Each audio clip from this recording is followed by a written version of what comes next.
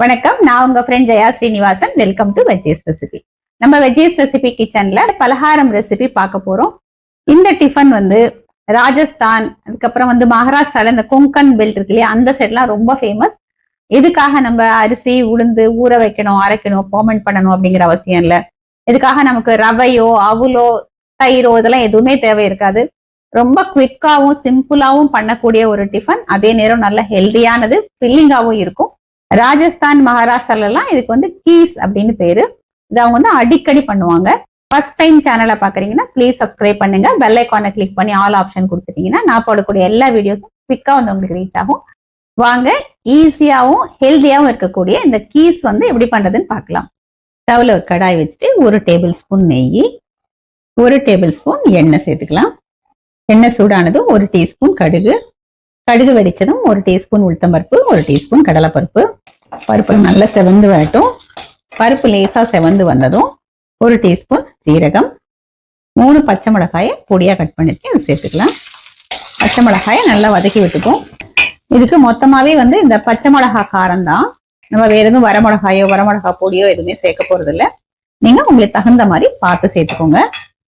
பச்சை மிளகா நல்லா வதங்கி எடுத்து இதுல 1/4 டீஸ்பூன் பெருங்காயம், கொஞ்சம் கருவேப்பிலை, வறுத்த வேர்க்கடலை 2 டேபிள் ஸ்பூன். இது எல்லாத்தையும் நல்லா வறுத்துக்கலாம். 2 டேபிள் ஸ்பூன் வறுத்த வேர்க்கடலையை மிக்ஸி ஜார்ல போட்டு கோர்ஸ் பவுடரா நம்ம அரைச்சி எடுத்துக்கணும். 1/4 கிலோ சக்கரவள்ளி கிழங்கு எடுத்துட்டு இருக்கேன். இதை தோல் சீவிட்டு பெரிய ஹோல்ஸ் இருக்கும் இல்லையா, அந்த மாதிரி கிரேட்டர்ல கிரேட் பண்ணி எடுத்துக்கணும். பவுல்ல நான் கொஞ்சமா தண்ணி எடுத்துட்டு இருக்கேன். சக்கரவள்ளி கிழங்க துருவும் போது அது கொஞ்சம் கலர் மாறிடும். தண்ணியில போட்டோம் அப்படின்னா கலர் மாறாம இருக்கும். துருவறதுக்கு இந்த மாதிரி பெரிய ஹோல்ஸ் இருக்கிறத நம்ம யூஸ் பண்ணிக்கணும். பாருங்க, தோல் சீவிட்டு இதுல நம்ம துருவி எடுத்துக்கலாம். துருவினது இது போல தண்ணியில விழுந்துரும், கலரும் மாறாம இருக்கும். இதே போல ஃபுல்லா துருவி எடுத்துக்கலாம். நம்ம துருவி வச்சிருக்க சக்கரவள்ளி கிழங்க நல்லா எடுத்து தண்ணி ஃபுல்லா நல்லா புழிஞ்சிட்டு இதுல சேர்த்துக்கலாம். நம்ம தண்ணியோட சேர்த்துட்டோம் அப்படின்னா அப்படியே குழ குழன்னு இருக்கும், உதிரா இருக்காது. இதுல 1/4 டீஸ்பூன் மஞ்சள் பொடி சேர்த்துக்கலாம். இதை நல்லா வதக்கி விட்டுப்போம். ஒரு 5 நிமிஷத்துக்கு இந்த சக்கரவள்ளி கிழங்கு நல்லா சாஃப்டா வைக்கிற வரைக்கும் வதக்கி விட்டுக்கணும். குழைய விட்டுறக்கூடாது. ஒரு 5 நிமிஷம் வந்து நான் அந்த மாதிரி வதக்கி விட்டுருக்கேன். சக்கரவள்ளி கிழங்கு நல்லா வேக ஆரம்பிச்சாச்சு, கலர் மாறிடுது. இன்னும் கொஞ்சம் வேகணும். நம்ம வேர்க்கடலையை கோர்ஸா அரைச்சி வச்சிருக்கோம் இல்லையா, அதை இப்ப சேர்த்துக்கலாம். நல்லா மிக்ஸ் பண்ணி விட்டுப்போம். வேர்க்கடலை சேர்க்கறதுனால டேஸ்ட் ஃபிளேவரும் நல்லா இருக்கும், ஒரு கிரன்ச்சினஸும் கிடைக்கும். அதே நேரம் சக்கரவள்ளி கிழங்கு வந்து குழையாமையும் இருக்கும். சக்கரவள்ளி கிழங்கு நல்லா அப்படி உதிரா நமக்கு சாப்பிட்றதுக்கு நல்லா இருக்கும். பாருங்க, நல்லா மிக்ஸ் பண்ணியாச்சு. ஸ்டவ் ஃப்ளேம் சிம்ல வச்சுட்டு ஒரு 2 நிமிஷத்துக்கு இதை மூடி வச்சிடலாம். 2 நிமிஷம் ஆயாச்சு. பாருங்க, பர்ஃபெக்டா வெந்திருக்கு. நம்ம கலர் பார்த்தாலே தெரியுது. நல்லா ஒரு மிக்ஸ் பண்ணி விட்டுக்கலாம். அடிகனமான கடாயா நம்ம யூஸ் பண்ணோம் அப்படின்னா ஒட்டாம நல்லா வரும். ஃபர்ஸ்ட் கிளாஸா வெந்திருக்கு. அதே நேரம் வந்து நல்ல உதிராவும் இருக்கு. நம்ம எப்படி துருவி போட்டோமோ அதே மாதிரி ஷேப்ல அழகா இருக்கு. அதே நேரம் வந்து நல்லா சாஃப்டா வெந்திருக்கு. பாருங்க, ஷேப் மாறல, ப்ரெஸ் பண்ணும்போது சாஃப்டா இருக்கு. இப்ப இதுல 1/2 டீஸ்பூன் சர்க்கரை சேர்த்துக்கலாம். சக்கரவள்ளி கிழங்கு ஆல்ரெடி ஸ்வீட்டா இருக்கும், அதோட நம்ம எதுக்கு சர்க்கரை சேர்க்கணும், இன்னும் ஸ்வீட் ஆயிடுமே அப்படின்னு நமக்கு தோணும். ஆனா இந்த சர்க்கரை சேர்த்தோம் அப்படின்னா எல்லாத்தோட டேஸ்டும் பேலன்ஸ் ஆகி ரொம்பவே நல்லா இருக்கும். நல்லா கலந்து விட்டாச்சு.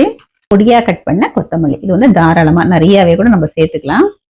ஒரு கைப்பிடி அளவுக்கு தேங்காய் துருவல் நிறைய தாராளமா சேர்த்துக்கலாம், நல்லா இருக்கும். இது வரைக்கும் நம்ம இதுல உப்பு சேர்க்கல. உப்பு மட்டும் கடைசியா நம்ம இப்ப ஸ்டவ் ஆஃப் பண்ண போறோம் அப்படிங்கும் போது நம்ம சேர்த்துக்கணும். முன்னாடியே சேர்த்துட்டோம் அப்படின்னா அது குழ குழன்னு ஆயிடும். இப்ப இது எல்லாத்தையும் நல்லா மிக்ஸ் பண்ணி கொடுத்துடலாம்.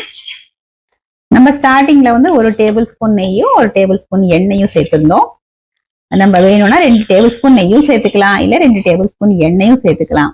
நல்லா மிக்ஸ் பண்ணியாச்சு. ஃபர்ஸ்ட் கிளாஸா ராஜஸ்தான் ஸ்பெஷல் கீஸ் வந்து ரெடி ஆயாச்சு. இது கொஞ்சம் சூடு ஆறுனதுக்கு அப்புறம் ஒரு மூடி வந்து நம்ம லெமன் புழிஞ்சிக்கலாம். நல்லா மிக்ஸ் பண்ணி விட்டாச்சு. இப்போ சர்விங் பவுலுக்கு மாத்திக்கலாம்.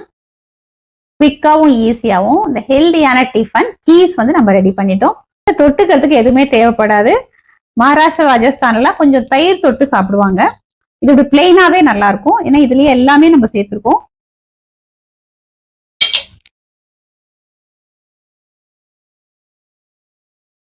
ஃபர்ஸ்ட் கிளாஸா இருக்கு.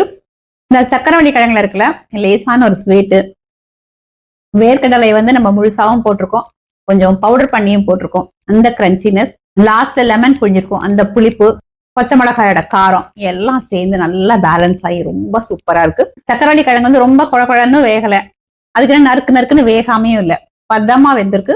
சாப்பிடறதுக்கு ரொம்ப நல்லா இருக்கு. ஃப்ரெஷ்ஷா நல்லா தேங்காய் துருவி போட்டிருக்கோம், கொத்தமல்லி வேற சேர்த்திருக்கோம். அதோட பிளேவருமே ரொம்ப நல்லா இருக்கு.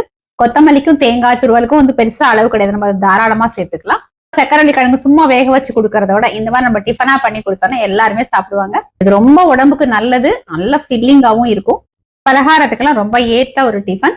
ஈவன் லஞ்ச் பாக்ஸ் கூட நம்ம கொடுக்கலாம். சூடு ஆறினாலும் கொஞ்சம் டைம் ஆனா கூட இது சாஃப்டாவே இருக்கும், சாப்பிடறதுக்கு நல்ல டேஸ்டாவும் இருக்கும். இதே மாதிரி இதே மெத்தட்ல இதே அளவுகளோட சக்கரவள்ளி கிழங்கு யூஸ் பண்ணி இந்த கீஸ் வந்து நீங்க ட்ரை பண்ணி பாருங்க. ரொம்பவே நல்லா இருக்கும், உங்க எல்லாருக்குமே ரொம்ப பிடிக்கும். ட்ரை பண்ணி பார்த்துட்டு எப்படி வந்ததுன்னு கமெண்ட்ல சொல்லுங்க.